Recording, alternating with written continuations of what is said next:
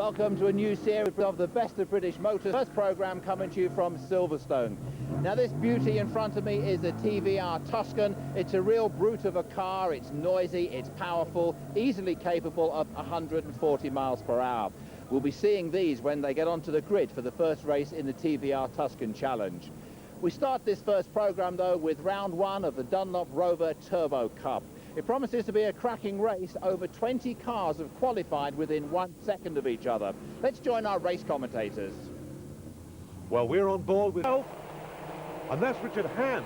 Off he goes at Copse Corner. He's spun the car, he's trying to rejoin, but we're now on board with John Llewellyn. He's losing a place. Just past him goes the Belgian driver there, Philippe Verellen.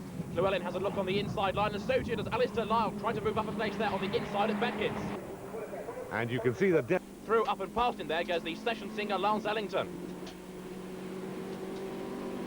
Up now toward Maggots. We're with Philippe Verellen. Cone underneath that car that we saw take the cones, Dave Loudon. Now, how much is that going to affect his progress, Neville? Well, not a lot, I would think, but he'll hear a funny... This is Luffield too. Still, Johnson keeps his lead, but he runs wide. He's on the grass. He's back on the tarmac again, and across the line they come. Here's Johnson, leads from Alistair Lyle. Yes, Johnson made a questionable move there, I feel, on the inside. There wasn't really enough room, David. Alistair Lyle doing his best now to close as they head down towards Copse Corner. Johnson sets the car up. Lyle having a look on the inside, not really room. He's now going to have to plan his attack on the run up towards the tight right-hander at Beckett's. He'll be looking for the inside line now, all the way up, trying to tow his way up alongside Johnson. On board with John Llewellyn through Woodcote Corner. Yes, Llewellyn having a bit of a lonely time here. He's not racing with anybody, and I think he's probably being closed in on from behind. That car seems to be losing power to me. John Llewellyn, a very successful and experienced saloon car racer. He is losing a place. That was Philip Burgess going through on the inside. And poor John Llewellyn now dropping back down through the field. And that's Summerfield, teammate of Burgess, coming through. And Llewellyn squeezed onto the grass, onto the curb. Keeps it back together, but loses yet another place. Fumbling for a gear there, John Llewellyn having a torrid time. That's a big impact. That was a very big impact indeed. We're towards the very end of this race. I wouldn't be surprised if this doesn't end up in a red flag, David, because he's parked on the grass there. He's not out of the car, and the marshals won't like that. And I would suspect that we could have an early end of this race. Here's Johnson, down in second place then, turning through Brooklands, heading towards Luffield 1. Now, can he attack Alistair Lyle? He doesn't need to, because the red flags are out, and the leaders haven't completed the lap. That means the results will go back to the lap that they have all completed, and that saw Johnson in the lead. So Piers Johnson wins the opening... The winner, I'm quite sure. And David, let's have a recap on those results. Piers Johnson then takes victory with Alistair Lyle a quarter of a second behind him. Nigel Edwards, Dave Loudon, Brian Heary, and Nick Carr complete the top 6 in round 1. Well, a strange ending, but congratulations. Yeah, very bizarre indeed. Not to win on the track, but to win afterwards. Unfortunately, quite a serious accident there, and luckily I was in the front when it actually happened. But didn't really deserve it. Alistair drove really well, and I was having problems with the car as well. On the 12 laps you had, was everything going okay? It started off okay, but after about 4 or 5 laps, the tyres, the brakes started to go quite rapidly, and Alistair saw this and started to go on a bit of a charge, and from then on it got worse and worse and worse. So a very lucky result, really. Well, congratulations. I'm sure we'll see you again later in the season. Many thanks indeed, Piers. Piers Johnson, winner of the first race in the Dunlop Rover Turbo Cup. Time for us to take a break, but plenty more racing very soon. Stay for racing. Here's round 1. The opening round of the TVR Tuscan Challenge saw John Kent dive into an early lead. He was challenged hard by Steve Cole, while behind him Peter Wheeler, the TVR chairman, was doing his best to fend off Gavin Cooper for 3rd place, while ex-Rover Turbo racer Martin Short in the Gladwins entry was using all of Silverstone. Further back, Martin Kraus was exploring not just the handling capabilities of his car, but also the gravel trap at Copse Corner. Ian Flux, fresh from his outing in the Rover race, was out in one of the Tuscans with the older 4.5-litre Rover V8 engine in it. It wasn't the class of the field, but he was still driving as energetically as ever. On the last lap, Steve Cole managed to close the gap between himself and John Kent, but despite his sideways motoring, he wasn't able to get that close. Up to the checkered flag came Kent to score victory in the first race of the championship. For that, he would get 1/3 points, the remaining 2/3 on offer in the second race. Gavin Cooper was battling his way up towards the flag. He would take a fine 3rd place with Colin Blower in 4th. Bob Sands, though, ahead of them on the road, would be put to the back of the grid for race 2 for overtaking under yellow flags. Well, the new AJP engine that TVR have got sees John Kent then the winner in a pretty tight battle, and Peter Wheeler, the chairman, finishes 6th. Here they are lining up again with the top 6 in those positions, and of course everybody else behind them, they're away. Now the big question is, can it all happen all over again the same way? A very good start by John Kent in the yellow car. Look at him, he's rocketing away as they go down towards Copse Corner. Steve Cole's in 2nd place, Colin Blower in 3rd. We're on board with Martin Short, but he's been given the outside line at Copse. He's running very wide, he's on the curbs, he's almost in the gravel. Through goes Cole, through goes Blower, through goes there Steve Guglielmi and Gavin Cooper. Oh dear, Martin. Well, Martin, of course, running still with the Rover engine at a bit of a disadvantage there, but look at this, already the gap opening. John Kent absolutely storming away, but it's all action behind him. Martin Short coming into Brooklands, he's closing right up there to the tail of Gavin Cooper, looking for a way past him. Cooper occupying quite a big piece of road there. He's going to have quite a job to insert himself on the inside if that was where he was going to go. Nick Cresswell dives up the inside of Martin Stewart, and there's Fluxy, number 22, Ian Flux in the red Tuscan right behind them. John Kent, though, with the new AJP 8 engine in front. It's lighter, it's more powerful, and it's the class of the field. Oh, a big move on the inside there that nearly saw a clash of bodywork, not just a change of places. Martin Short still trying to get past Gavin Cooper, has to adjust the mirror, and Colin Blower has to adjust his line. Number 5, Colin Blower there at Beckett's having a challenge, and he's got a problem, look. The car has slowed right down. On board with Short. In front of him, Cooper. Guglielmi in front of Cooper. And Cooper looking as if he'd like to get alongside Guglielmi as they go under the bridge. Now, this is tight, and there is really nowhere for Martin Short as he cleanses under braking to go. Looks at the inside again, that's not on. It's a queue here, David. Steve Guglielmi acting as a bit of a traffic jam. He's got Cooper and Short behind him, and Gavin Cooper now in an invidious position. He's trying to attack and defend, and Martin Short all over the back of him. Colin Blower into retirement. Not a happy day for the Hinckley garage owner. Well, he's pulling on the glass out of harm's way, that's one thing. And there's Giles Cooper in number 15, trying to find a way through on the inside of John McQuilkin. No way through at Copse Corner, though. Yes, McQuilkin dropped a wheel there. As we watch now, Guglielmi loses a place as our camera car comes up, and the redoubtable efforts being made by Martin Short have been rewarded. It rather looked as though Guglielmi waved him past. Steve Cole there sliding his way out of Luffield 2, and John Kent charges on across the line. He's still pulling further and further away from Cole as they go down towards Copse. Now we're on board with Martin Short coming through Woodcote. Gavin Cooper ahead of him, Guglielmi behind him, Guglielmi past him, round the outside at Woodcote. A tremendous bit of driving. Wisp of smoke there from Guglielmi's car, and I don't think it's tyre, you know. It could be a tyre problem, but I don't think so. I think he was blowing a little bit of smoke there. He really is right on the limit with his engine now, trying desperately to catch up with that red car in front. Through Beckett's, being very careful to feed in the power. If you put it in too soon, the back will step out in your history. Neither Guglielmi nor Short have that problem, and now they charge off, and I think Martin Short's going to lose a place. He is. It's to the chairman. Peter Wheeler charges past him.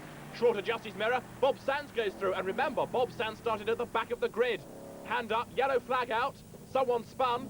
You can see the marshals there pushing the car away. Giles Cooper going through Beckett's. Nigel Tustain there, ex-historic TVR racer, going through. Still that yellow flag out at Brooklands. John Kent in the lead, and I wonder, Neville, whether Steve Cole is starting to catch him. Well, I think he is, reeling him in very slowly. He's got to drive as smoothly, however, as the leader if he's going to make any real efforts at all. We're still with Martin Short. He's lonely now, nobody with him at all. You can see way in the distance there are some cars, but Short has not made the sort of progress he was trying to make. Ex-Rover racer turned to TVR at the back end of last season, has proved very successful in that transition. The smoke up ahead, though. I think someone has locked up. That was Bob Sands. He's kept it all together, more or less.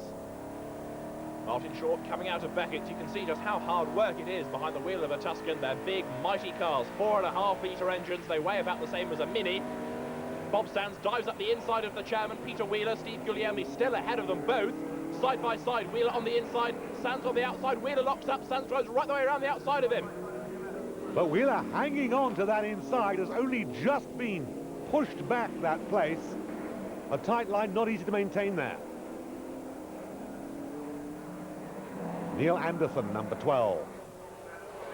Desperately trying to make the odd place or so, but so far unsuccessful. Peter Wheeler driving very well here. Rare to see him in the top 6, but he's going exceptionally well at Silverstone, and so too is Bob Sands, up from the very back row of the grid. He started 27th on the grid. But 27 is the number we're all looking at as John Kent there in the lead went through. We look back again to see what's happening, whether or not there's been any chance to catch up for Martin Short. There hasn't at the moment. He's trying on the inside there desperately, but hasn't made it. Trying to find a way past a slower car, I think there. Number 80, Lee Broom. He was the spinner. He pulls over, lets Short pass him, a wave to acknowledge. Martin Short now makes his way up towards the line. A frustrating time. Some drivers with the new AJP 8 engine that's all singing and all... And Kent closing also in on a back marker too. Reeling off the laps with consummate ease here, has had total control of this race from the blink of the green light, has fed the power on beautifully. A delightful line here through Woodcote, comes up to take the checkered flag. So Kent then takes the win. Good close battle going on further down the field, but second and third are through already. Peter Wheeler has he maintained that place? Well, he managed it right to the line, just ahead of Ian Flux. Flux tucked right up behind him, though. They're heading towards the line. But let's have a look at the result. Kent scores his second win, 2.77 seconds ahead of Cole, with Gavin Cooper taking a career best in third. Sands, Guglielmi and Weaver complete the top 6. Kent leads the championship, Cole and Cooper. Here we are again. Congratulations. Habit forming? Yes, I'd love it to get that way. It's certainly been a good start to the season today. Does this lull you into a false sense of security? Any complacency going to creep in? Well, if it really got a habit, yes, I could get complacent, but so far one day, I don't think I'm complacent yet. And the great thing with you guys is you visibly enjoy your racing, don't you? Yeah, well, it's part of the contract. You have to smile. If you don't smile, you lose your contract. So. Another serious interview. John Kent, well done. Congratulations. Thank you. Well, smiling John Kent, winner again.